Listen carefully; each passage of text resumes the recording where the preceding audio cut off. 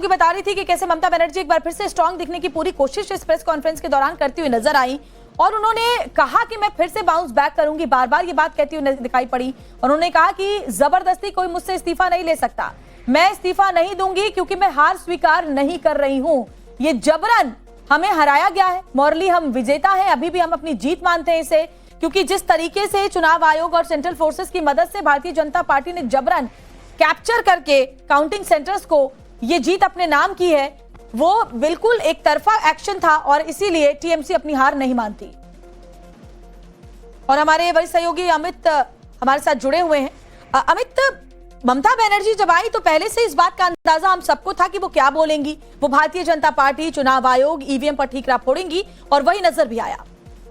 देखिए, जो कहानी पहले से कही जा रही थी या जो आरोप पहले से लग रहे थे, चुनाव हारने के बाद भी लगभग उसी बात को दोहराया गया है। उसमें कुछ और चीजों को जोड़ दिया गया है। किस तरीके से ये पूरा जो चुनाव के नतीजे हैं उसको किस तरीके से बीजेपी ने एक टूल के रूप में इस्तेमाल किया, और यही सब बातों को उन्होंने कहा कि चुनाव आयोग इसमें विलेन है। लेकिन सबसे बड़ी बात जो उन्होंने एक बात कही कि वो इस्तीफा नहीं देंगी। मुझे लगता है ये जो बात है वो बार बार इस पूरे अगर देखें तो वो इस बात का जिक्र बार बार कर रही थी कि वो इंडिया अलायंस के साथ है, इंडिया गठबंधन के साथ है, सारे लोगों से बात हो रही है और हम लोग सब मिलकर काम करेंगे। लेकिन उसी इंडिया अलायंस में राहुल गांधी है जो कि हमेशा अपने हाथ में संविधान लेकर चलते हैं, और यहां पर जो एक तरह का कॉन्स्टिट्यूशन क्राइसिस पैदा करने की कोशिश हो रही है ममता बनर्जी की तरफ से, क्योंकि ममता बनर्जी अगर ये कह रही है कि चुनाव हारने के बाद भी अगर वो इस्तीफा नहीं देंगी क्योंकि वो उनका कहना है कि वो चुनाव नहीं आ रही है, तो ये मुझे लगता है कि एक तरह का कॉन्स्टिट्यूशन क्राइसिस हो जाएगा और इसको लेकर देखना होगा कि आगे क्या रणनीति बनती है। लेकिन ये अपने आप में एक बड़ा बयान है। देखिए, चुनाव हारने के बाद लगभग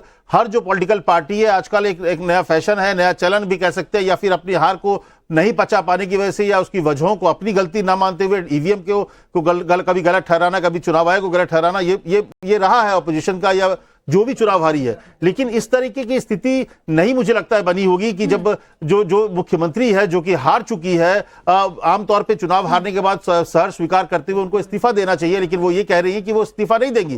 तो ये एक तरह का कॉन्स्टिट्यूशनल क्राइसिस पैदा करने की कोशिश है। अब देखना होगा कि आगे क्या होता है। लेकिन निश्चित तौर पर कोई इस बात को या कहीं पर भी आप देखिए तो इस चीज को माना नहीं जाएगा, क्योंकि आप चुनाव हार चुकी हैं और इसके बाद अगर इस तरह की इस्तीफा दें या ना दें, मुझे लगता है सत्ता से तो उन्हें हटना ही पड़ेगा अमित जी, क्योंकि जाहिर तौर पर जब आप अपनी सीट तक हार चुकी हैं, आपकी पार्टी को बहुमत नहीं मिला है, तो आपको सत्ता से हटना पड़ेगा। लेकिन इसको बोल करके ममता बनर्जी जाहिर तौर पर एक मैसेज देने की कोशिश कर रही थी कि मैं अपनी हार स्वीकार नहीं करूंगी।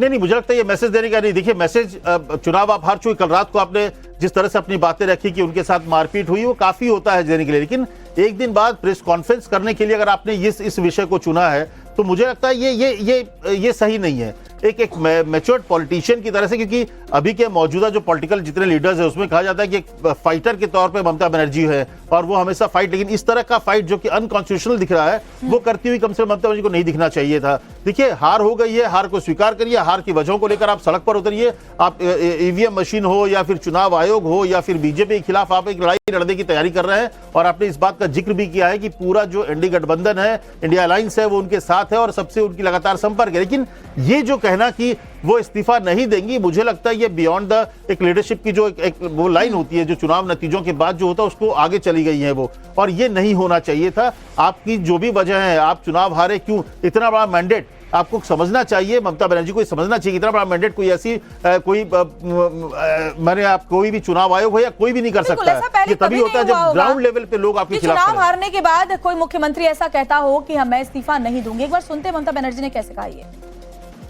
কেন কিসের জন্য আমরা তো হারিয়ে নিয়ে যাব, হারলে আমি যদি শপথ দিতে যেতাম তাহলে আমি রেজিগনেশনটা করতাম।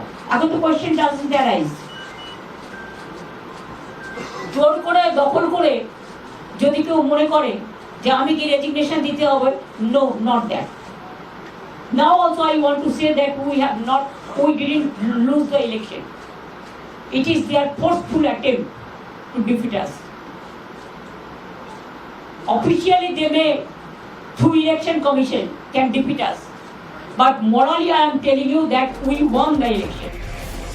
तो सुना आपने, ममता बनर्जी कह रही है कि जबरदस्ती कोई मुझसे इस्तीफा नहीं ले सकता और मैं बार बार ये बात कह रही हूँ कि मैं अपनी हार स्वीकार नहीं करती हूँ, और अगर मैं हार ही स्वीकार नहीं करती तो मैं इस्तीफा भला क्यों दूंगी, और जबरदस्ती कोई मुझसे इस्तीफा नहीं ले सकता है। अमित जी, इसका सीधा सीधा मतलब है कि अभी और ज्यादा वहां से जो तस्वीर है वो तनातनी वाली नजर आएगी। ममता बनर्जी कह रही है कि जबरन मुझसे कोई इस्तीफा नहीं ले सकता। एक तरफ भारतीय जनता पार्टी 9 मई को शपथ ग्रहण की तैयारी कर रही है, प्रदेश अध्यक्ष ने ये जानकारी दी, और दूसरी तरफ ममता बनर्जी कह रही है कि मैं इस्तीफा नहीं दूंगी। ये मुझे हंसी भी आ रही है, और मुझे अपने जब हम लोग छोटे थे तो जब क्रिकेट खेलते थे ना, तो जब उसमें अगर कोई आउट करता था तो मैं अपना विकेट और बैट लेकर चले जाता था कि मेरा बल्ला और विकेट मेरा है तो मुझे कोई आउट कैसे कर सकता है। तो ये कुछ इसी तरह की बात है। और ये जो गुंडागर्दी की बात थी, अभी तक सबने ममता सरकार में टीएमसी कार्यकर्ताओं गुंडागर्दी देखा, ये एक तरह गुंडागर्दी है। ये बात हुई कि मैं इस्तीफा नहीं दूंगी, आपको जो करना कर लीजिए, मैं जीत गई हूं। चुनाव नतीजे बता रहे हैं कि आप बड़ी बुरी तरह हार गए, लेकिन इसके बावजूद ममता बनर्जी ये कह रही है कि वो चुनाव जीत गए। तो ये जो बयान है अपने आप में मुझे दिखता है कि ऐसे वक्त पर ममता बनर्जी ने भी इसी तरीके से लेफ्ट के किले को ढाया था, लेफ्ट के किले को उन्होंने खुद ढाया था। वक्त बदलता है, कल उनका वक्त था, आज भारतीय जनता पार्टी का पश्चिम बंगाल में वक्त है। लेकिन बच्चों की तरह ये कहना, जब आपका जो पूरा व्यक्तित्व है वो एक सशक्त राजनीतिक के तौर पर लोग एक सशक्त महिला के तौर पर जानते हैं, वाकई ये बहुत ही बचपना है। शुक्रिया आपका हमसे तमाम जानकारी साझा करने के लिए। एक छोटे से ब्रेक के लिए কেন কিসের জন্য আমরা তো হারিয়ে নিয়ে যাব, হারলে আমি যদি শপথ দিতে যেতাম তাহলে আমি রেজিগনেশনটা করতাম। এখন তো question doesn't arise.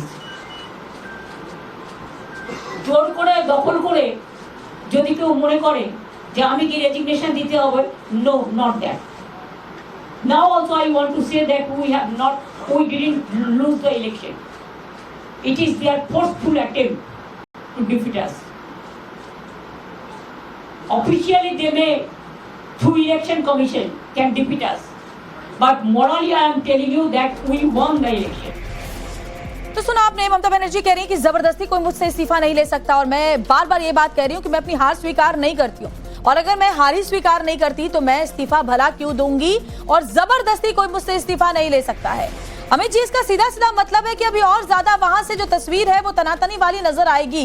Mamata Banerjee कह रही है कि जबरन मुझसे कोई इस्तीफा नहीं ले सकता। एक तरफ भारतीय जनता पार्टी 9 मई को शपथ ग्रहण की तैयारी कर रही है, प्रदेश अध्यक्ष ने ये जानकारी दी, और दूसरी तरफ ममता बनर्जी कह रही है कि मैं इस्तीफा नहीं दूंगी। ये मुझे हंसी भी आ रही है, और मुझे अपने जब हम लोग छोटे थे तो जब क्रिकेट खेलते थे ना, तो जब उसमें अगर कोई आउट करता था तो मैं अपना विकेट और बैट लेकर चले जाता था कि मेरा बल्ला और विकेट मेरा है तो मुझे कोई आउट कैसे कर सकता है। तो ये कुछ इसी तरह की बात है। और ये जो गुंडागर्दी की बात थी, अभी तक सबने ममता सरकार में टीएमसी कार्यकर्ताओं गुंडागर्दी देखा, ये एक तरह गुंडागर्दी है। ये बात हुई कि मैं इस्तीफा नहीं दूंगी, आपको जो करना कर लीजिए, मैं जीत गई हूं। चुनाव नतीजे बता रहे हैं कि आप बड़ी बुरी तरह हार गए, लेकिन इसके बावजूद ममता बनर्जी ये कह रही है कि वो चुनाव जीत गए। तो ये जो बयान है अपने आप में मुझे दिखता है कि ऐसे वक्त पर ममता बनर्जी ने भी इसी तरीके से लेफ्ट के किले को ढाया था, लेफ्ट के किले को उन्होंने खुद ढाया था। वक्त बदलता है, कल उनका वक्त था, आज भारतीय जनता पार्टी का पश्चिम बंगाल में वक्त है। लेकिन बच्चों की तरह ये कहना, जब आपका जो पूरा व्यक्तित्व है वो एक सशक्त राजनीतिक के तौर पर लोग एक सशक्त महिला के तौर पर जानते हैं, वाकई ये बहुत ही बचपना है। शुक्रिया आपका हमसे तमाम जानकारी साझा करने के लिए। एक छोटे से ब्रेक के लिए